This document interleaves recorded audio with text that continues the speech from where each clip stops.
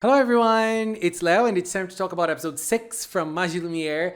This was an episode I was very excited for. It was Lily's time to shine and she is one of my favorites. I say one of my favorites because I feel like Kana is also snatching the crown a little bit. I love her, but Lily is a queen to me. I love Lily and I was a little sad that this episode did not have the same technical qualities as the past episodes because this episode really needed a lot of beauty, a lot of grace, a lot of elegance, and it looked kind of wonky in lots of scenes. But this happens with the anime, with any anime product, so it's understandable. It's unfortunate, but it is the state of the industry. Unfortunately, the animators do not have enough time or resources to work on a good pace. We know how that goes. But anyways, let's talk about it. This episode is all about Kana in Miyakodo, which is a new company, not a new company to us that are watching, but a different company. And she thought that she was going to train, that she was going to do lots of different things, but she goes on a different type of training, which is shopping. Lily takes her to shopping, and I love those scenes in anime in general, where we see the characters changing costumes, trying new clothes. I love those type of scenes. There are lots of scenes, and girl, I would love a job like that in which you could train to be elegant. And all of the items that were bought for Kana were paid by Miyakodo, the company itself. Which company does that? Oh my god, I want a job. I mean, I'm not an elegant person at all, so I would never get a job in a place like that. But imagine, girl, and there was a scene that Lily bought a super expensive jewel, almost like a 1,000,000 yen. Girl, Miyakodo. I love that. And there are some interesting. I mean, that first moment was just them chilling and having fun and having a good time together. But there are obviously certain things that, especially dialogues, they're talking about. Lily is telling Kana about Miyakodo, the company, and she tells her that it's not only a magical girl company, so it is important for the employees to learn about being elegant because it is a cosmetics company. But there's also the magical girl aspect. And in the past, well, at least in this universe, magical girls were just girls able to use magic, girls with magical powers. Nowadays, it is a different thing. Nowadays, it is something that will impact people's lives directly.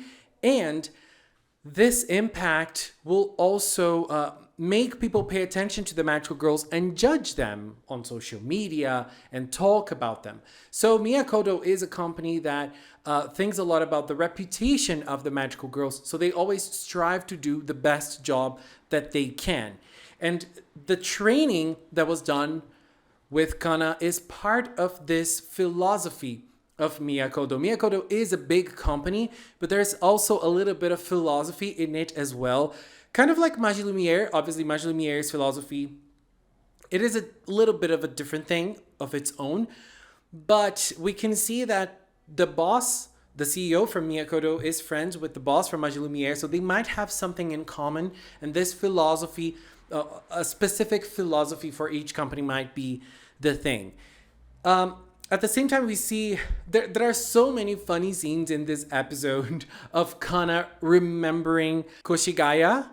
Girl, that was everything. And also, the boss and the other guys from MAGILUMIERE, they were playing cards with business cards. Oh my god, this show, I really can't.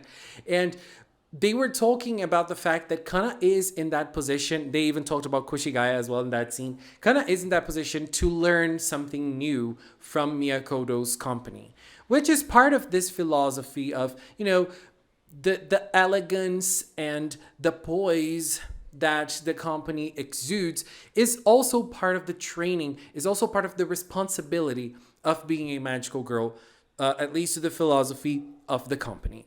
And then after they do lots of shopping, after they talk a little, it is time for them to do a routine inspection and they transform. We see Kana's transformation again, and then we see Lily's transformation. Oh my god. One thing I love about her transformation, I loved it in the manga as well, which is her speech. She says a lot of things and it's so ethereal. The things that she is saying, like it's all about nature and how nature will impact you. I love it. It is incredible. And her transformation was very beautiful as well. The lily field, honey, what the hell? It was so nice. I just don't like her final pose. I mean, the pose itself is okay. It's fine. But the drawing did not look that gorgeous. It's the same drawing as Lily's character profile image. But in the character profile image, she's drawn more beautifully. So, I mean, the pose isn't the problem. But the rest of the transformation, it is very simple, but it's super pretty. I love the speech. And I love the speech in MAGILUMIERE in general. And then they go to the inspection itself. Kana is always reminding herself that she is in Miyako-do. She is very tense about it. There's a conversation about sweets, and Kana notices that Lily is in a totally different league. She is probably from a different class in society, and she is able to buy things that are not accessible to Kana, and Kana does not really understand this world. And so she starts understanding that Miyako-do is on a different level, and she has the responsibility of being on that same level because she is part of Miyako-do in this specific job. There's also the responsibility of being elegant, just like the Miyako-do magical girls are. And there's a very funny scene of her like blaming herself and seeing others talk about her and imagining others talk about her. That's a sign of a very anxious mind working. I love that. And then they get to this hotel. They're going to do the inspection, and they start going on the sub level of the hotel, and then they start hearing noises. And they go to the construction site. Actually, only Lily goes. Kana stays behind. Kana is just there reading as what she always does. But she wants to take part of it as well. She is, at that moment, part of Miyako-do. So she decides to go. And when she goes, a Kai is there. And this Kai has grown very fast. It's very funny how in MAGILUMIERE, the Kai is never visible. But then, bam, out of nowhere, the Kai appears. And then this Kai was no different.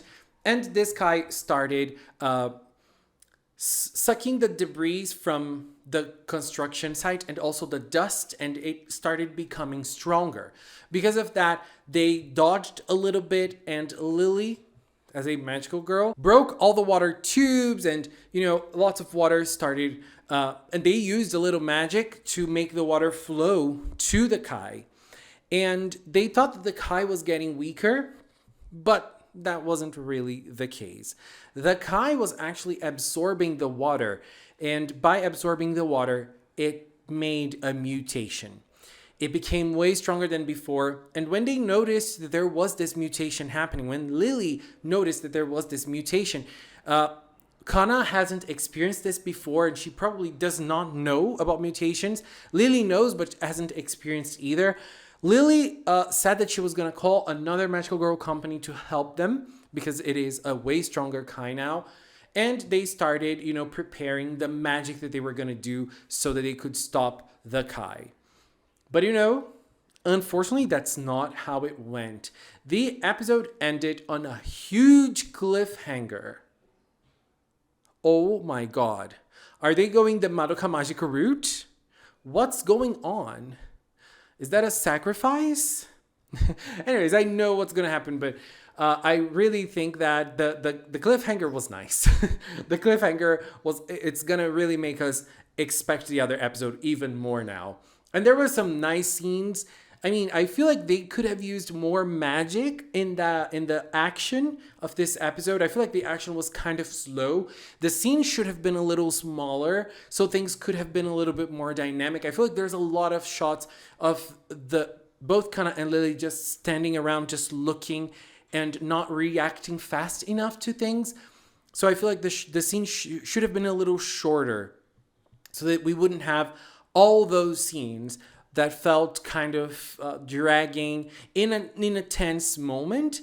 And I love that moment when there's a lot of water in Lily's face. The water is falling, and it's falling in Lily's face.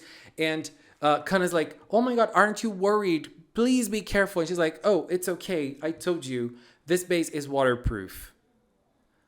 Girl, that's not what Kana was talking about. I loved Kana's reaction in that moment. Kana's worried about your safety.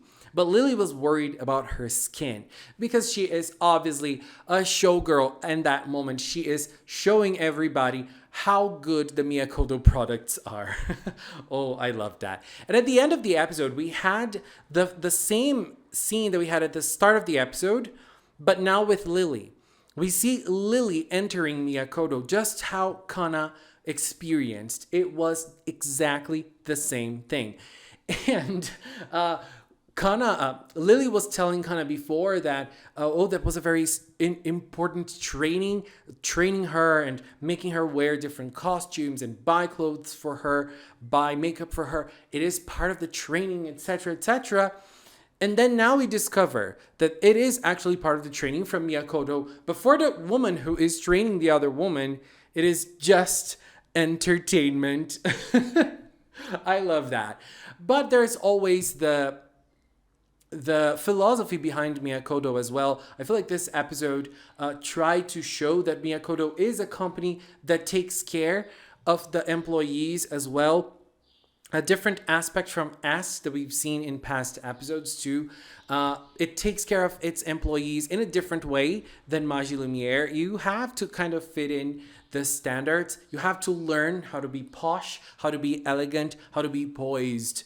And that is part of the experience of being a Miyako magical girl, and not only a magical girl, an employee as well. You are the face of the company. You're going to sell the company to people, so you have to be good at what you do. So I really hope that next week we see an upward in quality, because I want to see my queen Lily a little bit more diva-ish. I need to see that. Definitely do. Anyways, this was my view on episode 6 from MAGILUMIERE. What was yours? Please leave in the comments. This show keeps on being a delight. It's always very fun to talk about it. Anyways, babies, this is it for now. I want to take this little time to thank the members of the Magical Cinnamon channel. If you're a member, thank you very much for your support. And if you've watched up until now, thank you so much as well. Thanks so much for watching, and until next time, bye-bye.